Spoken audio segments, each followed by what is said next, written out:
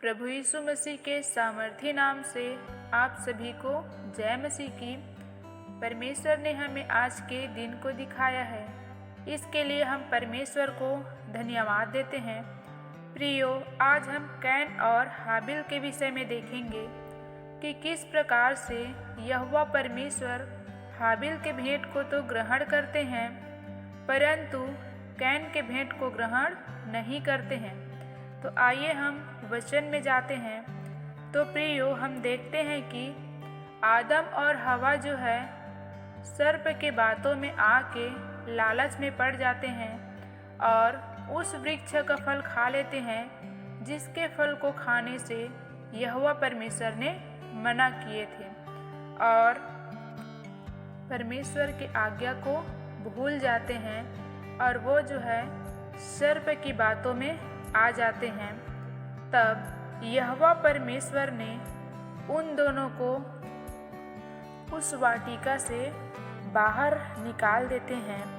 परमेश्वर ने कहा, मनुष्य भले बुरे का ज्ञान पाकर हम में से एक के समान हो गया है, इसलिए अब ऐसा न हो कि वह हाथ बढ़ाकर जीवन के वृक्ष का फल भी तोड़ के खा ले और सदा जीवित रहे।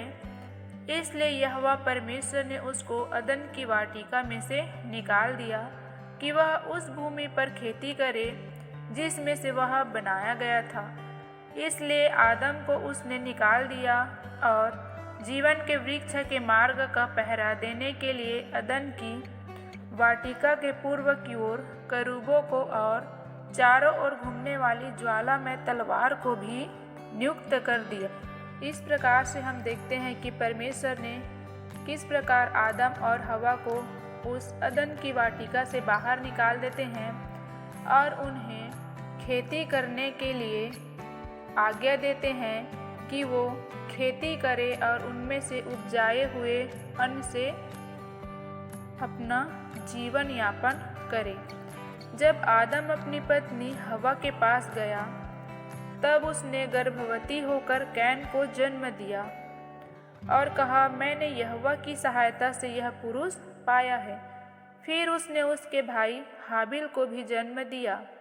हाबिल भेड़ बकरियों का चरवाहा बन गया, परंतु कैन भूमि पर खेती करने वाला किसान बना।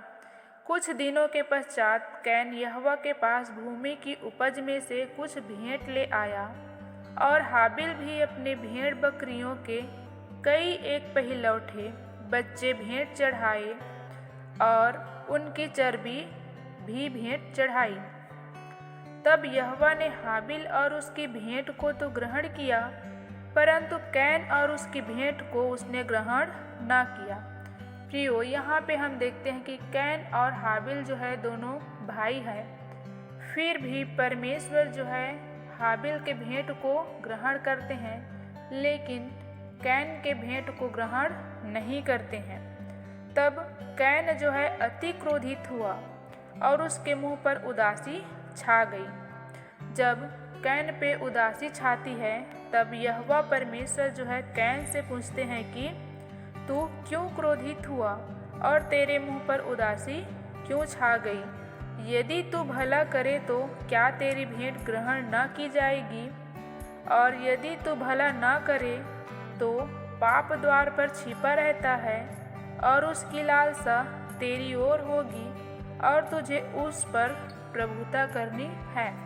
प्रियो, यहाँ पे हाबिल के भेंट को ग्रहण करते हैं और कैन के भेंट को ग्रहण नहीं करते हैं, क्योंकि परमेश्वर जो है मन को देखने वाला, मन को जांचने वाला यहोवा परमेश्वर है। हाबिल जो है सबसे उत्तम बकरी के बच्चे के भेंट चढ़ाते हैं, जबकि कैन जो है अनाज के कुछ हिस्सा हिलाकर देते हैं। तब यहोवा परमेश्वर जो है कहते हैं कि तू क्यों क्रोधित हुआ और तेरे मुंह पर क्यों उदासी छा गई? यदि तू भला करे तो क्या तेरी भेंट ग्रहण न की जाएगी? यहाँ पे कैन जो है भेंट तो चढ़ाते हैं, लेकिन प्रसन्नता से नहीं चढ़ाते हैं। इसीलिए परमेश्वर जो है उसके भेंट को ग्रहण नहीं करते हैं। भेंट ग्रहण न करने पर कैन जो है अपने भाई के विरुद्ध और भी विद्रोह करने लगता है। और कैन ने अपने भाई हाबिल से कुछ कहा, और जब वे मैदान में थे तब कैन ने अपने भाई हाबिल पर चढ़कर उसे घात किया। तब यहोवा ने कैन से पूछा, तेरा भाई हाबिल कहाँ है? उसने कहा, मालूम नहीं। क्या मैं अपने भाई का रखवाला हूँ?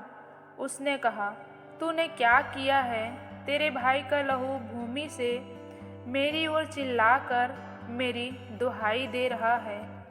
प्रियो, यहाँ पे हम देखते हैं कि कैन जो है उसके भेंट ग्रहण न किए जाने पर इतना क्रोधित होता है कि वो अपने भाई हाबिल को घात कर देता है, उसे मार देता है। और जब परमेश्वर उससे पूछते हैं उसके भाई के विषय में, तो और वो जो है उस बात से साफ इनकार कर देता है कि वो जो है उसे नहीं जानता, और यह भी कहता है कि क्या मैं उसका रखवाला हूँ। लेकिन यहोवा परमेश्वर जो है जान जाते हैं कि कैन ने हाबिल को मार दिए, इसीलिए वो जो है क्रोधित होता है।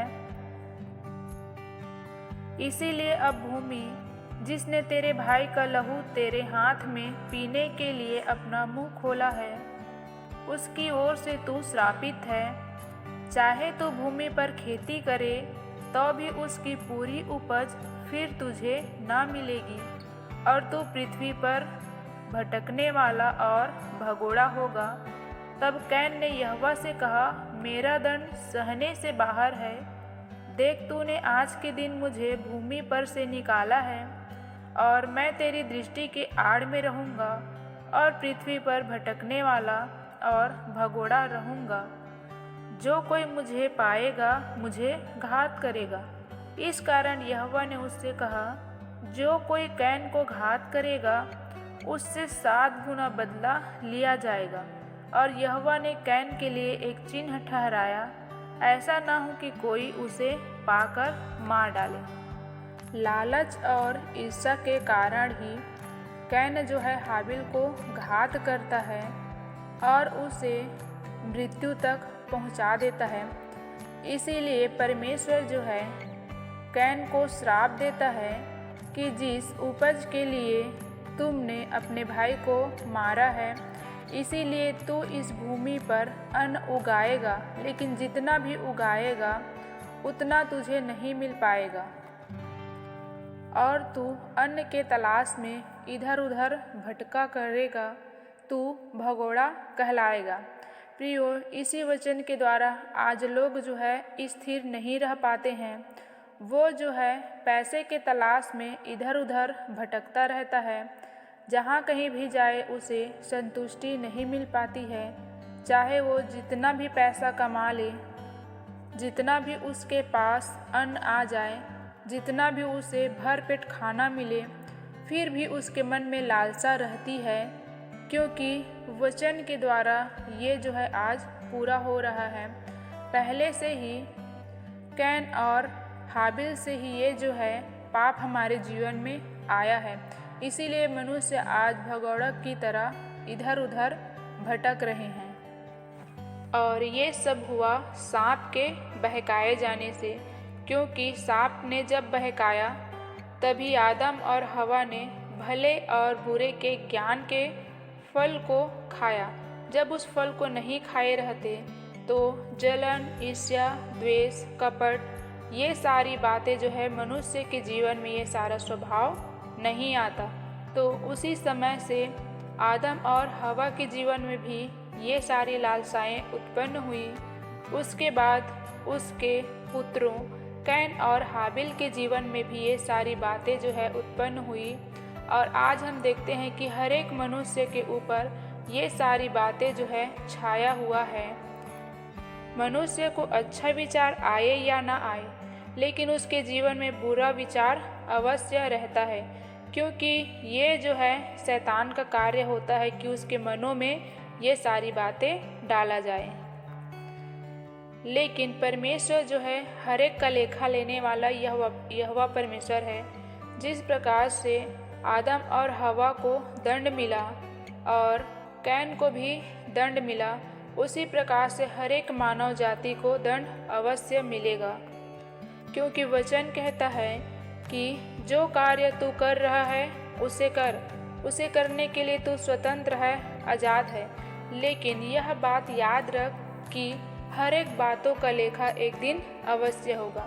तो प्रियो, इसलिए हमें हर एक प्रकार के गलत कार्यों से, गलत लोभ से, गलत संगति से, गलत विचारों से और हर एक प्रकार के गलत बातों से हमें दूर रहना है, जो हमें परमेश्वर के वचनों से दूर ले जाते हैं और हमें हर एक प्रकार के पाप गुनाह से बच के रहना है।